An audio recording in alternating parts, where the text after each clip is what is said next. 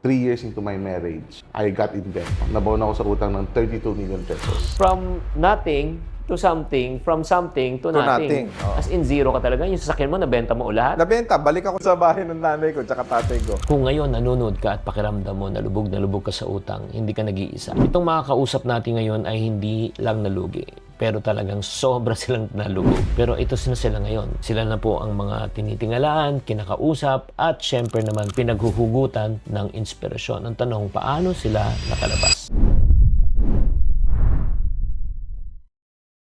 Bago sila naging great deals at naging boss RDR, nauna muna silang great debt at boss na kapalpakan. Nagkamali po sila. And I want you to listen kasi baka kwento mo na rin ito. 3 years into my marriage, I got in debt. Nabaon ako sa utang ng 32 million pesos.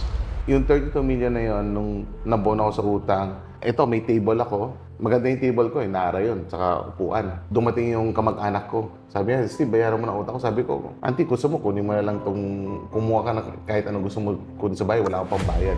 Kinuha niya yung table saka yung chair ko. Wala akong sama ng loob kasi sa bawas utang yan eh. Fast forward, nagkasakit yung magulang ng asawa ko. Nauna yung nanay niya. Sumunod yung tatay niya, nagkasakit. Halos sabay. Nasa ospital kami sa public ward. Sa public hospital, meron diyang tinatawag na charity ward. Sa charity ward, hindi tao ang turing sa inyo doon. Ang turing sa inyo doon, masahol pa sa hayop. Na kapag ka mahirap ka, basura ka. Grabe no, si Steve naman, 32 million lang naman ang binayaran. Si RDR, wala pambili ng gamot. At syempre naman, titignan mo sila ngayon. Nasaan na sila? Yun nga, I just want to encourage you, sa gitna ng lahat ng mga pagsubok na pinapadaan po sa atin ng Diyos, di ba? Like for example, God allows these things to happen not to shame us, but really to make us stronger. Pero sa gitna nun, ay nako, maniwala ka, may pag-asa. Grade 3 ako, bumagsak ako eh. So, repeater ako. Tapos, ang pinaka hindi ko makakalimutan doon, pinalo ko ng tatay ko. Yung kahoy na pinampalo sa akin, hindi niya napansin, may pako Sa dulo. sa dulo. So, bumaon yung pako doon sa puwet ko. Hindi lang isang beses, paulit-ulit niya ako pinalo. So, sugatan ako. Sunday siya, Okay. pinapunta ako ng Divisoria ng tatay ko. Okay. Sa sobrang pikon ko, sabi ko, linggo, papupunta mo Divisoria para magbantay ng tindahan. Sa Lasal mo pa ako pinaaral para mag-Divisoria lang. Sometimes you get this kind of a mindset na parang entitled ka na, oh, maganda na eskwela ko, dapat di na ako nag-Divisoria. Ayan, no? So sa akin, I think walang work that is beneath us. Work is work.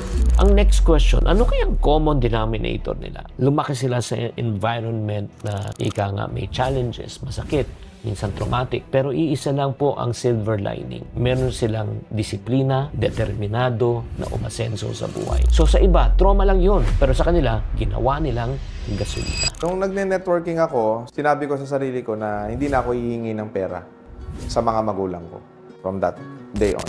Nangingilala ako sa bus. Kinapalan ko yung mukha ko kasi bobo ka na nga, tapos mahina pa ang loob mo, eh walang mangyayari sa'yo. Yun yung naisip ko nun sa sarili ko. So parang survival mode ako nun. So kailangan, kung mahina ka, kapalan mo na mukha mo. Sipagan mo na. Tama. 'Di ba? Baka sakaling may makuha kang resulta. Dahil kumikita na ako ng malaki, umabot sa nag-100,000 ako or more. Alam ko, nasa 170, 200,000, linggo-linggo yun. Wow. Sa networking, naging top earner ako. So sa akin, negotiating skills was developed at an early age because I have to talk to a lot of people. You know, of course, in terms of trading, you get the lowest price so that you can control the price what you buy. But when you sell, market conditions yan. So sa akin, when you get the price at a very good price, you have more leeway or wiggle room in terms na pagbebenta ng produkto mo, higher or lower. So, pareho po sila. Nagbenta ng itlog, nagbenta ng sapatos, CD, skincare, nag-call center, nag-loan, di ba? Nag-ayos ng tindahan. At pareho rin silang ilang beses din nabigo, nalugi, talo. Hindi to kwento ng isang bigla ang yaman. Kwento to ng 10 beses na nadapa, 1 beses na pumangot. I called up my pastor, sabi niya, if it take you a lifetime to pay it. Sabi ko, yes, pastor, I'll do it. So I started paying off my debt. On the 4th and 5th year, nakikita ko na yung mga kaibigan ko, may bahay na, may bagong kotse, Ikaw wala. nakaangat na sa buhay. Ako nagbabayad pa rin ako ng utang. Nagtayo ako ng burger na business. Ito yung maganda. Tayo ko ng burger na business, nung binuksan namin, kumikita, coach. 4 months, 20 branches. 4 months. Naging milyonaryo. Kumita. Dahil hindi ka nga marunong sa operation naman pagdating sa traditional business. Yung kapartner ko naman, yung binibenta naming patis, yung binibenta namin ng mga sobrang tumaas na yung presyo. Cost of goods. Cost of goods. Hindi na namin masupply ng base doon sa presyo ng menu. So, kailangan namin magtaas ng menu. So, nung nagtaasan na yung menu, doon na nagkalugi-lugi yung negosyo. Wala nang bumibili. So, lugi na naman.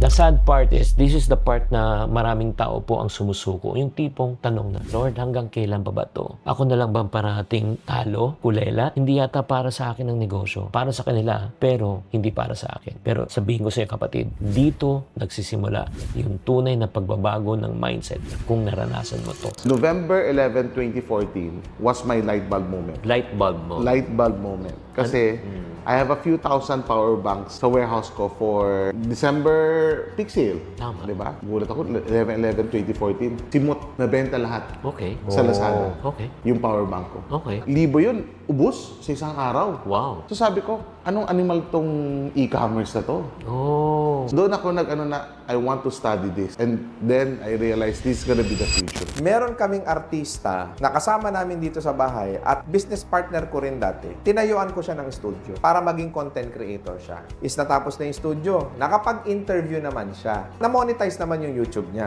Ang naging problema, hindi naging consistent. Oh. Biglang wala na ngayong use yung studio. Sabi ko, patay. Ano kaya magandang gawin?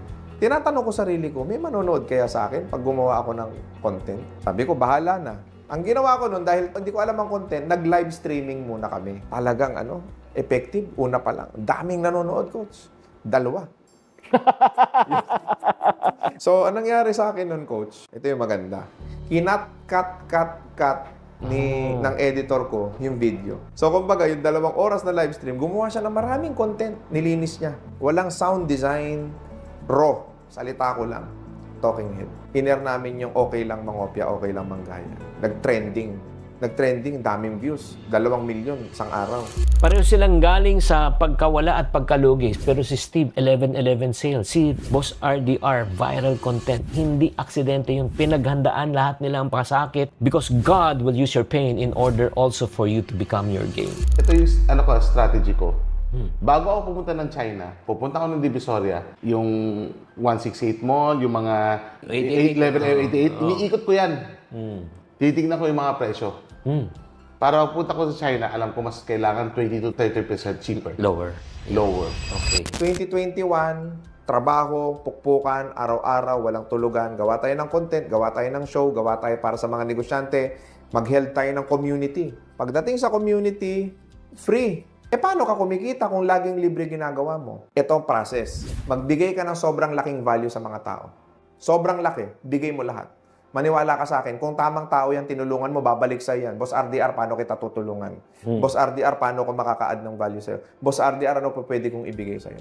Bottom line of the story is, paano kayo maman? Simple lang. Kapag marami kang taong tinutulungan, papagyayamanin ka ng Diyos. Maniwala kayo, pag kayo kumikita na nakakaipon na kayo, ay nako, ang noon dapat natin gawin, ibalik mo sa negosyo. Huwag mo muna ipangsaya. Huwag mo muna igastos. Di ba? Huwag mong bilhin ang mga gusto mo sa buhay. Palaguin mo muna sa negosyo. At pag malaki na, di ba? Punong-puno na, doon ka nang mamitas at mag-enjoy. Para sa mga talon na bigo, para sa mga nawawalan ng pag-asa, para sa mga taong pinanghihinaan na ng loob, at para sa mga taong tinalikuran na ng mga mahal nila sa buhay. Ito lagi ninyong tatandaan. As long as humihinga ka, pakikinggan mo tong payo ko. Simple lang. Kaya ka pa binigyan ng hininga, kaya ka pa binigyan ng buhay. May mga nakahandang magagandang bagay sa iyo. Ipapaling mo lang yung paningin ng mata mo sa ibang direksyon. Kasi wala na tayong magagawa eh. Nandyan na yung problema, nandyan na yung mga hirap, nandyan na yung mga pagsubok. Nandito yan. Pero ipaling mo ng konti, mag-iiba na yung pananaw mo. Ano yung makikita mo? Panibagong bukas, panibagong pag-asa, panibagong pagkakataon at oportunidad ito para ipagpatuloy ko ang aking buhay. At kung dinadaanan mo itong pagsubok ngayon, di ba, malaki yung utang mo, stress ka at iniisip mo, naku, mas mabuti na lang tapusin ko na lang to. No, wait, kapatid. Let me tell you this. Huwag mong gawin yan. Kung tinulungan ng Panginoon si Steve na makalabas sa 32 million na utang, kaya ka rin yan tulungan. Kaya kung gusto mong matuto na lumabas sa ganitong sitwasyon, hindi mo kailangan mag-isa. May maganda akong balita po sa inyo. We form a special program called... Gusto mo bang mag-start ng negosyo pero natatakot ka? Good news! Stop guessing and start running your business with clarity.